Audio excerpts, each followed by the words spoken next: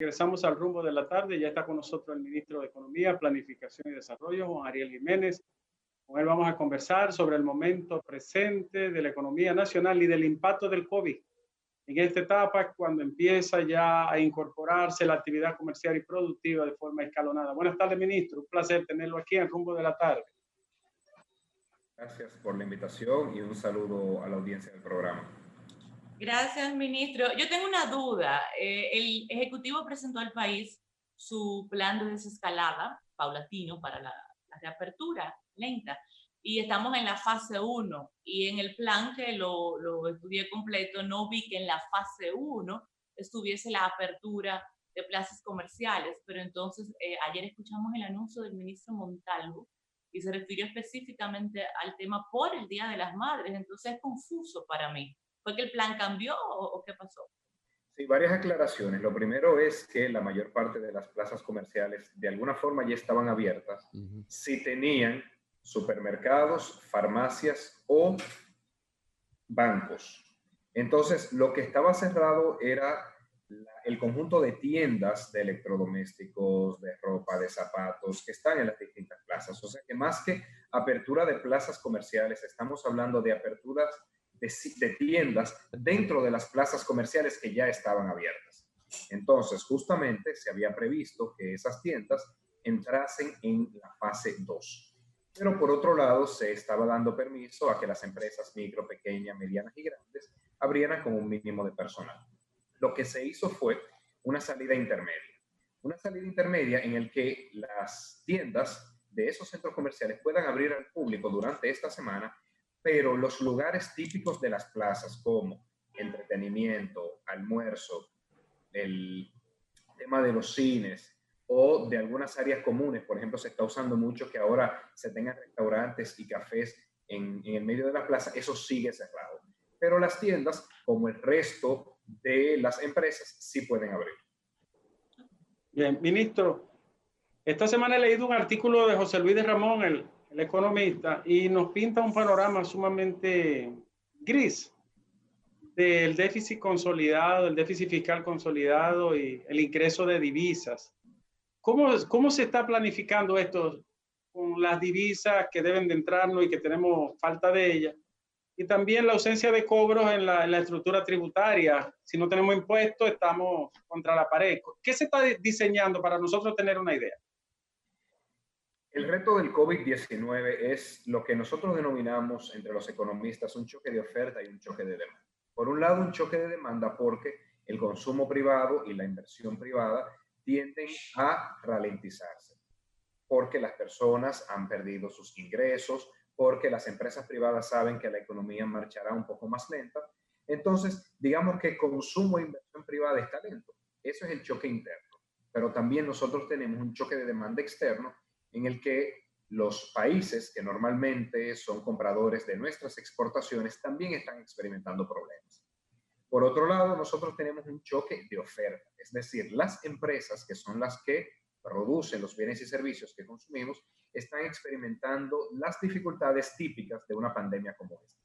En esos casos es normal que sean los gobiernos los que a través de una mayor actividad puedan darle un impulso a la demanda al tiempo que protegen el tejido empresarial. O sea que ciertamente República Dominicana, como el resto de países del mundo, estará experimentando un déficit fiscal más elevado al originalmente previsto como una forma de amortiguar una caída abrupta de la economía.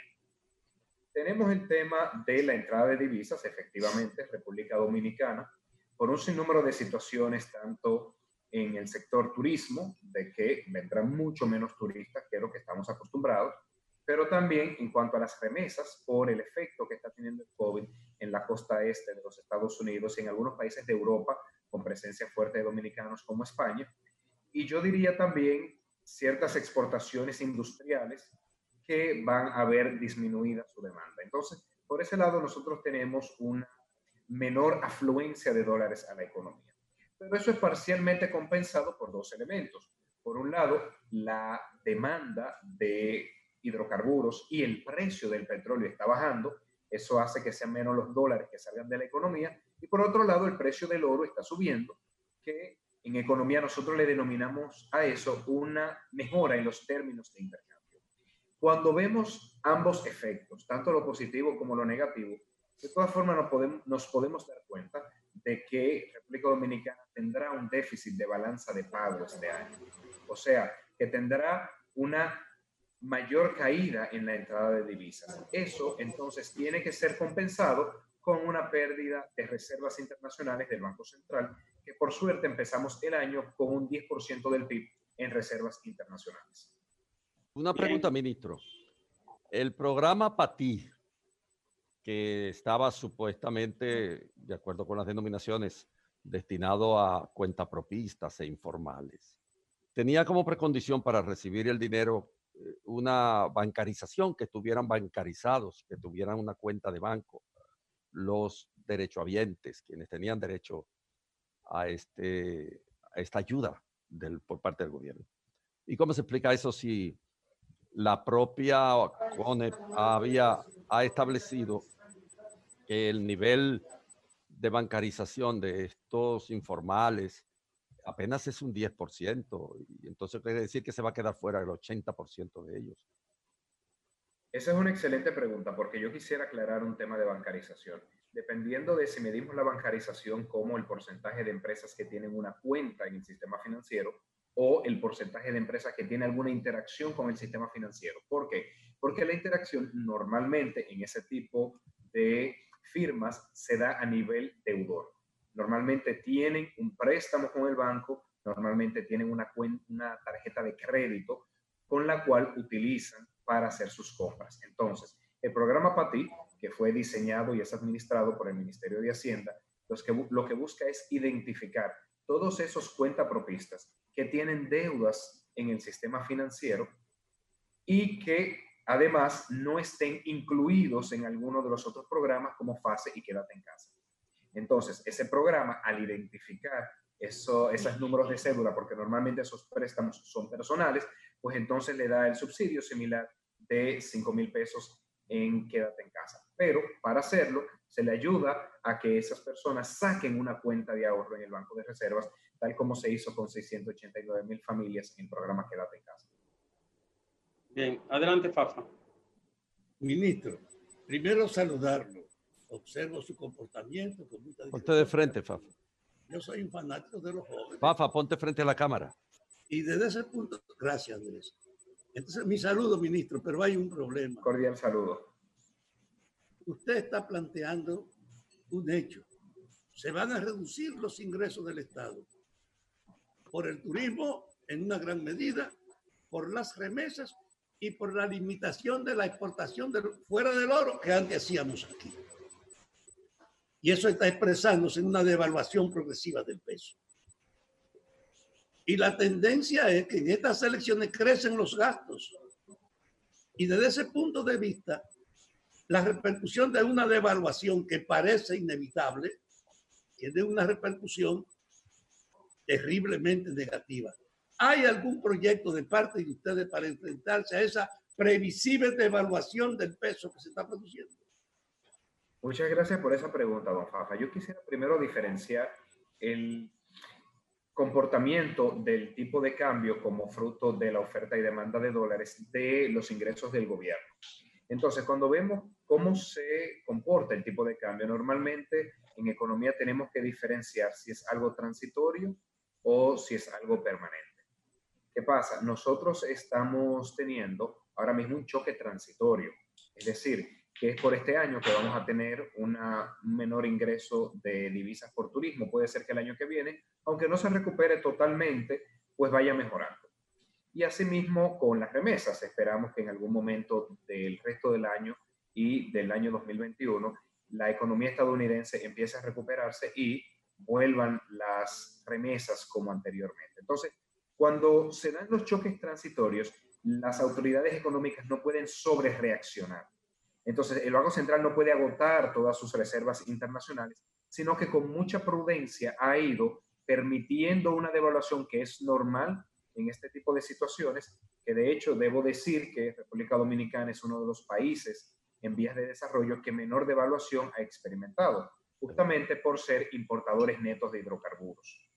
Entonces, el Banco Central permite una devaluación paulatina, progresiva, sin exabruptos, pero tiene unas reservas internacionales que le permite volver a traer el tipo de cambio bajo control, pero sin sobrereaccionar. Porque ¿cuál es el problema? Y se ha dado en otros países. Turquía, de hecho, se dice que sobrereaccionó a la devaluación, agotó sus reservas y ahora está muy vulnerable. Entonces, contestando su pregunta, don Fafa, sí que se tiene un plan y se va viendo cada vez se permite cierta devaluación, como es normal en este tipo de pandemia, pero en algún momento en que se entienda que se está saliendo de las manos, pues el Banco Central tiene reservas suficientes para controlar sin sobrereaccionar. Ministro, usted como técnico prevé casi de manera inevitable una reestructuración, reforma fiscal. Bueno, yo creo que República Dominicana tiene un asunto pendiente en revisar toda la estructura fiscal, no solamente en materia de ingresos, sino en materia de gastos. Nosotros, a 10 años de haber aprobado y diseñado la Estrategia Nacional de Desarrollo, tenemos que ver hacia dónde queremos ir a futuro. Y yo creo que ya tenemos suficientes elementos que nos han enseñado cómo debemos reorientar el gasto. Por ejemplo, esto mismo del COVID nos dice que debemos invertir más en salud. Y no solamente cantidad, sino calidad. Que tenemos que tener discusiones profundas, no solamente de la cantidad de dinero que se invierte en cada sector, sino en qué políticas y programas se debe invertir ese dinero para garantizar el logro de los objetivos que nos planteamos. Entonces, respondiendo a su pregunta, doctor Nieves, claro que sí, es una tarea pendiente desde el pasado que se hace mucho más necesaria a futuro. Pero yo quisiera decir, no solamente ingresos, no solamente tributaria, debe ser un pacto fiscal tal como lo establece la Estrategia Nacional de Desarrollo. Bien, bueno, Leila, si tiene otra pregunta. Ha sido una conversación muy interesante. A mí me resbala siempre el optimismo de los economistas. Yo recuerdo a Cavallo cuando la crisis argentina, que el país era un pandemonio y el hombre iba parsimonioso y nos decía que todo iba a estar bien. Y eso es bueno en un sentido, ¿no? Porque ese lenguaje de esperanza ayuda. Y yo creo que sí, que ayuda, pero los economistas son muy esperanzadores. ¿Es así? Dependiendo. Hay algunos economistas que son todo lo contrario, que son terriblemente pesimistas y viven augurando una crisis cada año. Yo creo que haciendo un símil con... Sí, pero ya Jaime está con ustedes, ¿no? No hablo de Jaime. De hecho hablo de economistas internacionales. Y Andrés normalmente... también. Y Andrés también. No.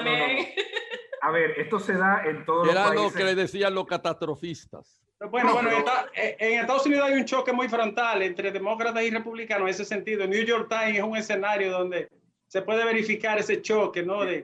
Déjeme redactarle una anécdota. De hecho, se dice que nadie predijo la crisis de 2008-2009, la crisis financiera. Y hubo un economista que sí la predijo. Y los demás le dicen, tienes 20 años prediciendo una crisis. En algún momento se te iba a dar. Entonces, en economía, como todo en la vida, hay de todo. Ahora, sí puedo hacer un símil con medicina, y es que el médico, cuando ve a un paciente, además de ver la sintomatología que tiene un conocimiento para saber, detrás de esas cosas aparentemente evidentes, qué puede haber subyacente. Entonces, también nosotros los economistas, aunque se asusten con el paciente, nosotros sabemos algunos elementos subyacentes y podemos tomar medidas, pero sí que decirles que estamos actuando con toda la celeridad que requiere los momentos de la economía dominicana. Hay un libro de Maxwell que cita mucho Stiglitz sobre los economistas, que dice que los economistas hacen más metáforas que los poetas. Y tú sabes que cuando yo estudié medicina finalmente, me tocaba la práctica de cirugía. Sí. Y cuando entramos un grupo de médicos internos, el cirujano, para sacar lo que le dicen los vanillos, que es un lipoma, un tumorcito de grasa, que es algo que no tiene. Sí. Le dijo al paciente, le puso el mundo, le dijo al paciente que si salía vivo de allí, que le diera gracias a Dios y que lo viera donde él, porque eso era una lesión muy seria. Y nosotros dijimos, pero maestro, después que el paciente se va, una pequeña incisión, le saca el tumorcito de grasa. Pero profesor, usted va a preocupar a ese hombre, usted lo puso como que se iba a morir, como si fuera un cáncer. Y dice, no, el médico tiene que decirle siempre que lo que le espera es la catástrofe, para uno quedar como un pequeño Dios. Economista, gracias. Un abrazo. Muchas gracias, ministro. Gracias por conversar con nosotros y compartir aquí en Rumbo de la Tarde. Y esperamos que los augurios positivos y esperanzadores se concreticen. Amén.